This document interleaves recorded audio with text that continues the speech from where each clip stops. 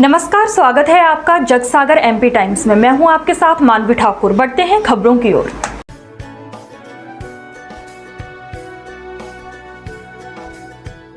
कैलाश विजयवर्गीय का दावा, चारों उपचुनाव भाजपा जीत रही। जबलपुर में पहुंचे कैलाश विजयवर्गीय ने कहा कि चारों उपचुनाव हम जीत रहे हैं। 2 क्षेत्रों में मैं खुद गया था, वहां बीजेपी प्रत्याशी अच्छे मार्जिन से जीत रही है। यूपी चुनाव को लेकर जिस तरह से कांग्रेस महासचिव प्रियंका गांधी मंदिर जा रही है, उस पर उन्होंने कहा कि उपचुनाव है तो वो जनेऊ भी पहनेंगे, मंदिर भी जाएंगे, लेकिन देश की जनता कांग्रेस को अच्छी तरीके से पहचान चुकी है। बीजेपी के विकास कार्यों, नीतियों को जनता समझ चुकी है। कांग्रेस को फिर मौका नहीं देने वाली। कैलाश विजयवर्गीय ने पश्चिम बंगाल की सीएम ममता बनर्जी पर भी निशाना साधा।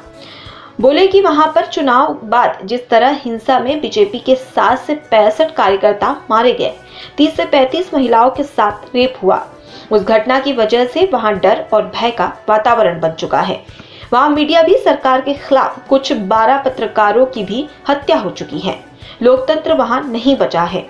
अंधेरे के बाद उजाला आता ही है। हमें उम्मीद है कि पश्चिम बंगाल में भी बदलाव दिखेगा। जबलपुर से वाजिद खान की रिपोर्ट, जगसागर एमपी टाइम्स पर।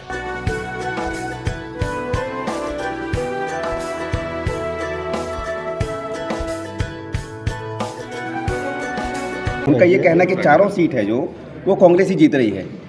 देखिए, उपचुनाव निश्चित रूप से भारतीय जनता पार्टी के लिए चुनौती इसलिए है कि सरकार के खिलाफ वातावरण बनता है, पर मुझे लगता है कि हम सभी चुनाव जीतेंगे।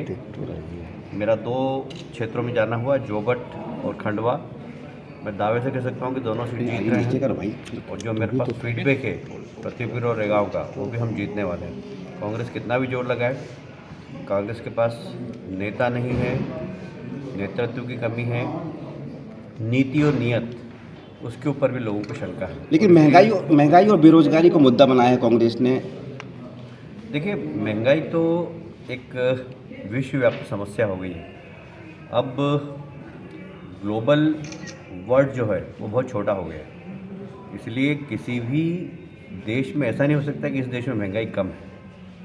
महंगाई का असर पूरी दुनिया के अंदर कोविड के बाद हुआ है, हम इससे इनकार नहीं करते, पर भारत ने अपनी अर्थव्यवस्था को जिस तरीके से कंट्रोल किया है, वो अभी ही इंटरनेशनल मॉनेटरी फंड ने भारत की अर्थव्यवस्था की तारीफ़ की है, और आने वाले समय में भारत की जीडीपी 8 से 10 तक रहेगी।